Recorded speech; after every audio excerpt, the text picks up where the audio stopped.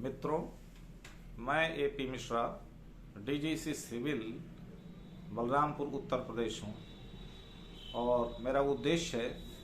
कि भारत के सभी नागरिक उपभोक्ता कानून से के प्रति सजग हो जाएं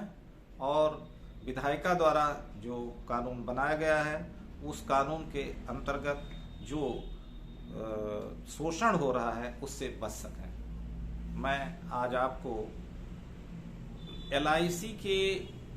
संबंध में कुछ बातें बताना चाहता हूँ। मित्रों, जैसा कि जानते हैं, संपूर्ण भारतवर्ष में इस समय बहुत से कंपनियां ऐसी हैं जो आपकी बीमा करती हैं। वो चाहे स्वास्थ्य बीमा हो, चाहे दुर्घटना बीमा हो, वाहन बीमा हो, स्वास्थ्य बीमा हो, आपके दुकान की बीमा हो, मकान की बीमा हो, या कोई अस्पताल के डॉक्टर अपनी बीमा कराते हैं। तो ये सब जब बीमा हो जाते हैं तो बीमा होने के फलस्वरूप जब आप अपना क्लेम कंपनी से प्राप्त करना चाहते हैं तो आपको एक भारी मुकदमेबाजी झेलनी पड़ती है। परिस्थितियां ऐसी हो जाती हैं कि क्लेमेंट का भुगतान कंपनियां तमाम तरह के कानूनी आधार पे उसको निरस्त कर देती हैं और कंपनियों का खास तौर पे यही तर्क होता है कि जब इन्होंने हमारे नियम्स रूल्स का वायलेशन किया है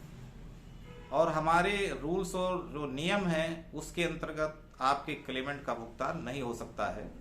और वो रिजेक्ट भी कर देते हैं। अब अगर आपका बीमा क्लेम रिजेक्ट हो जाता है तो आपके पास एक स्थिति तो ये है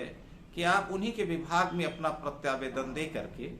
और उनसे ये मांग कर सकते हैं कि जो क्लेम निरस्त हुआ है वो गलत तरीके से हुआ है, अवैधानिक है और हमारे क्लेम का भुगतान किया जाए। लेकिन चूंकि उन्हीं के विभाग का कानून रहता है और विभाग अपने कानून की व्याख्या अपने हिसाब से करता है और आपको राहत नहीं मिलता है। परिस्थितियां ये हो जाती हैं कि जो आदमी बीमा कराता है और उसके जो विधिक वारिस होते हैं उसमें लावारिस पुत्र, महिला, पुत्री या अन्य वैध वारिस, उनको एक भारी संकट का सामना करना पड़ता है। मृतक के द्वारा जो बीमा अपने परिवार के लिए कराया जाता है उसका लाभ समय से नहीं मिल पाता है और अधिकांश मामले में क्लेम रिजेक्ट कर दिए जाते हैं। ऐसे परिस्थिति में भारत सरकार ने उपभोक्ता संरक्षण कानून 2019 बनाया है जिसमें स्पष्ट प्रावधान किया है कि बीमा से संबंधित जो मामले हैं वो उपभोक्ता न्यायालय में ले जा सकते हैं। आप उपभोक्ता न्यायालय में जाने के लिए आपको कोई कोर्ट फीस नहीं देना है। 5 लाख रुपए तक के जो मामले हैं उस पे कोई न्याय शुल्क भी नहीं देना है, सब फ्री है। और यहाँ तक कि आप वकील नहीं रख सकते हैं तो स्वयं अपने अभिलेखों के साथ एक मामले का संक्षिप्त प्रारूप बना करके न्यायालय में 2 साल के अंदर जा सकते हैं। प्रश्न ये उठता है कि जब आप न्यायालय में चले जाते हैं तब भी जो एलआईसी की कंपनियां हैं, जो बहुत पावरफुल कंपनियां हैं और जिनके पास बहुत बड़े बड़े अधिवक्ता हैं, लीगल सेल बना हुआ है, वह सब विभाग के लिए अपना काम करते हैं और रूल रेगुलेशन को उनको बहुत अच्छी तरह से जानकारी रहती है और उसके सापेक्ष जो पीड़ित पक्ष है वो पैरवी नहीं कर पाता है। लेकिन आपको हम बताना चाहेंगे कि उपभोक्ता नियमों में एक स्थिति ये आ जाती है कि मान लीजिए कि आपने एलआईसी करा लिया और एलआईसी का जो चेक है वो आप एजेंट को दे देते हैं। कोई दुर्घटना आपके साथ हो जाती है तो एलआईसी की तरफ से ये समस्या आ जाती है कि चेक का कैश नहीं हुआ, चेक का भुगतान उनके खाते में नहीं गया है या समय से बैंक में जमा नहीं हुआ, एजेंट अपने पास चेक रखे रह गया। तो ऐसे परिस्थिति में कंपनी क्लेम देने से इनकार करती है। लेकिन लीगल पोजीशन ये बनता है कि जिस दिन आप एजेंट से बीमा करा लेते हैं और कवर नोट आपको मिल जाता है और बीमा एजेंट आपसे साइन करा लेता है तो बीमा का जो एजेंट है वो अपने द्वारा किए हुए लापरवाही के लिए कंपनी उनके लिए जिम्मेदार है। क्योंकि दोनों के बीच में मास्टर एजेंट का संबंध है, तो कंपनी ये नहीं कह सकती कि एजेंट ने दस्तखत करा लिया था, एजेंट ने आपसे चेक ले लिया था और चेक रखे रह गया और उसका कैश नहीं हो पाया। बहुत स्पष्ट रूप से ये कानून है कि जिस दिन लिखित हो गया आपका एग्रीमेंट, एक कॉन्ट्रैक्ट आपकी और कंपनी के बीच हो गई, उस दिन से आपका बीमा चलने लगेगा, चेक कैश हो अथवा न हो।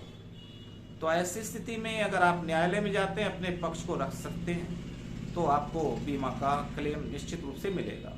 एक उदाहरण से हम और आपको समझाना चाहते हैं कि जैसे आपने दुर्घटना बीमा करा लिया है और आपका दुर्घटना हो गया है और दुर्घटना के समय आपको चोट आई है, सर पे चोट आई, घाव हो गया है और आपकी मृत्यु नहीं होती है, अस्पताल में आप भर्ती हो जाते हैं। भर्ती होने के कुछ दिन बाद, 2 महीना 3 महीना के बाद आपकी मृत्यु हो जाती है, तो वहां पे क्लेम के संबंध में ये भी विवाद उठ जाता है कि इनकी दुर्घटना में मृत्यु नहीं हुई है और तमाम फॉर्मेलिटी को बता करके बीमा कंपनी आपके क्लेमेंट को रिजेक्ट कर देती है। वहां पे बीमा कंपनी की तरफ से ही उस रूल्स में प्राविधान है कि 160 दिन 180 दिन उसका एक नियम है कि उसके अंतर्गत यदि कोई चोटिल व्यक्ति की मृत्यु हो जाती है तो वो भी बीमा का लाभ पाएगा। लेकिन माननीय सर्वोच्च न्यायालय में इस तरह से तमाम केस गए हैं जिसमें इस तरह से माननीय सर्वोच्च न्यायालय द्वारा ये कहा गया है कि ये निश्चित होना चाहिए कि आपको चोट लगी थी, आपके ऐसे मेडिकल रिपोर्ट्स हों कि आपके शरीर पर घाव हुआ हो, चोट हुआ हो, फ्रैक्चर हुआ हो, आपके कोई क्षत विक्षत शरीर का हुआ है। ऐसी परिस्थितियों में आप अस्पताल में जाके अगर बीमाकृत व्यक्ति की मृत्यु हो जाती है तो वो भुगतान निश्चित रूप से पाएगा। क्लेम रिजेक्ट होने पर आपके लिए बहुत बेहतर, बहुत ही अच्छी रेमेडी है कि आप उपभोक्ता न्यायालय में जाएं।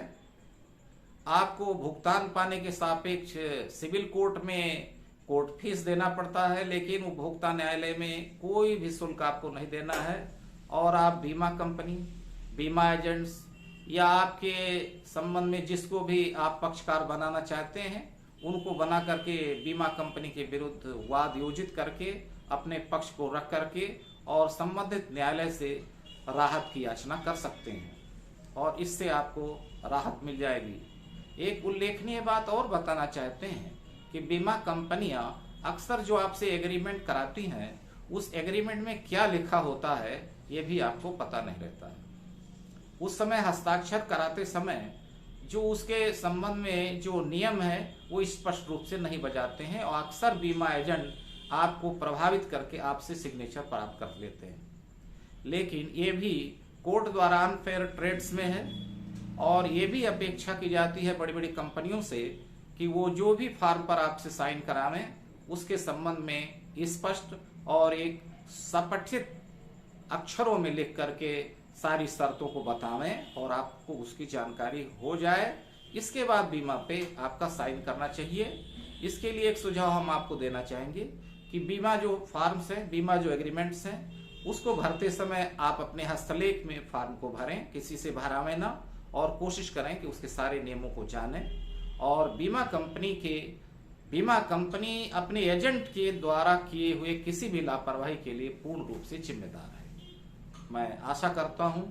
कि आप बीमा कंपनियों के संबंध में जो क्लेमेंट अवैधानिक रूप से